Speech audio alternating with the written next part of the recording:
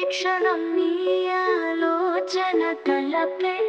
నిజం అవ్వని ఈ గెలుపే అనుక్షణం నువ్వే జ్ఞాపకం భరించలేని మధుర కమలం ధ్వనించని మదిలో నాగస్వరం సృష్టించని గగన కుసుమం జపించని ప్రణయ కావ్యం కీర్తించని